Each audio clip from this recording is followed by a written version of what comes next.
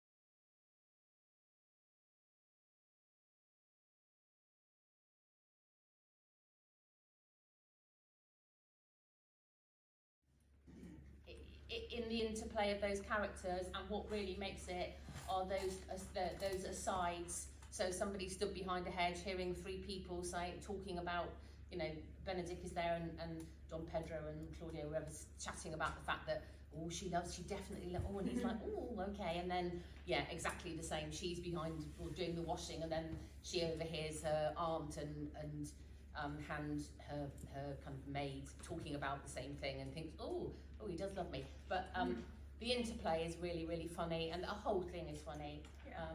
So it's important to think of it in that context. There are some lovely roles, some nice cameo roles, some bigger roles. We don't have any preconceived ideas at all from either a time or place where this is taking place. In fact, it won't be mentioned, so it'll be, our vision is that, we'll come to it in a minute, but this is a story unfolding at the time and the place when the people are watching it, so that it can be wherever they want it to be. It's not going to necessarily be a period piece or modern or transposed or anything. It's just going to be a story told in a setting for people to make their own interpretation of it. There needs to be some kind of hierarchy of age, because we need to think, obviously Leonato is Hero's father, he's got a brother, so, you know, we may be looking at slightly older people there. The soldiers, you know, so Don Pedro and Claudio could be younger, but Don Pedro and Benedick of an age, really. It doesn't have to be played by men. We are entirely open to anything that anybody wants to present to us when we get that. So Leonato, Hero's father, Beatrice's uncle, in the film is played by Richard Briers, beautifully, I may say. He's a very good actor, but he manages to extract some great comedy from a very, very few little lines that he has, because a lot of it is kind of angst, and, you know, he feels his daughter has been wronged and so on. But his rapport with his brother is quite nice as well, sort of, and that builds throughout the play. And Antonio is his brother. So Hero, a young woman who just sets eyes upon Claudio. He says, I love you. She says, I love you back. That's it. They're married. They're planning to marry. So simple. Not loads of dialogue for her, but a central role in the denouement of the story. Yeah, she's, well, like a lot of Shakespeare's, they are the central love couple, so then they don't have so much comedy, but they are central to the story. But they are central to the story. Yeah.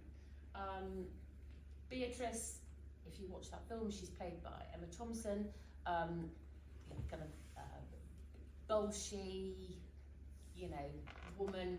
I'm never going to get married. I know my own mind.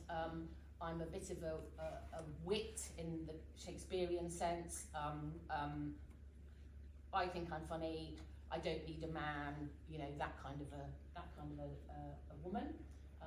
Stroppy. Very stroppy.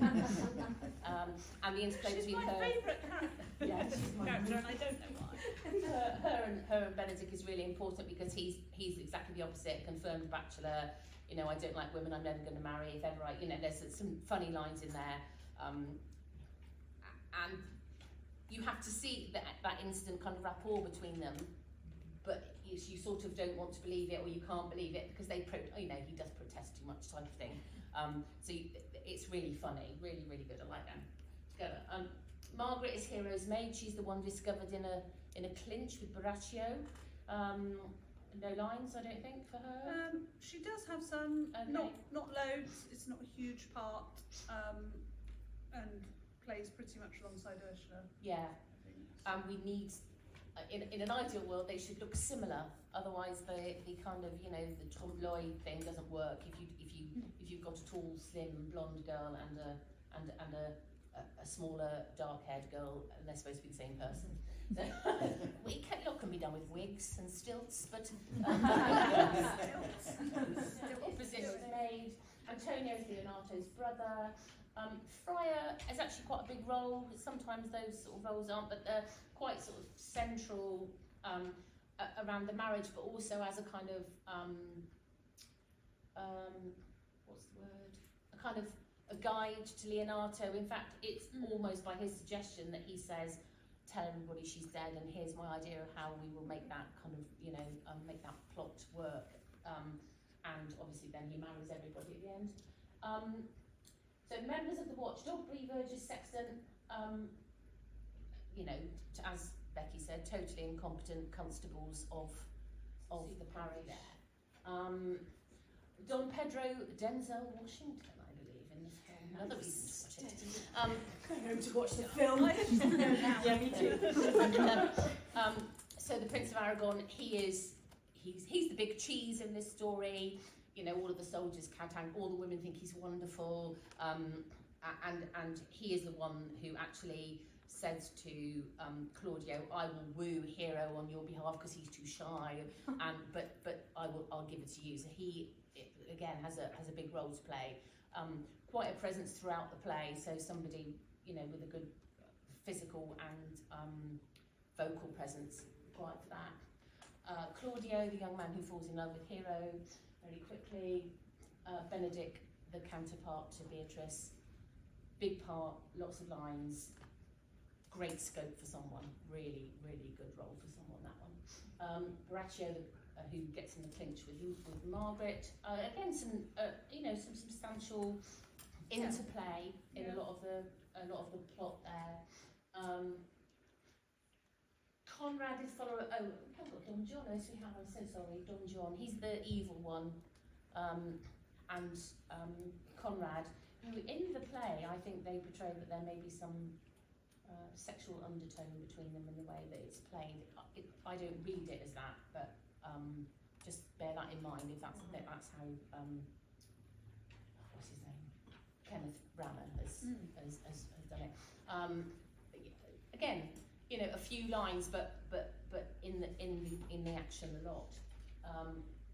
Balthazar similarly, and the messenger is the one who comes at the beginning, and that can be played by anybody. I do auditions a little bit differently. I know that normally you kind of hear what part you'd like to read for, and you are given a piece to prepare.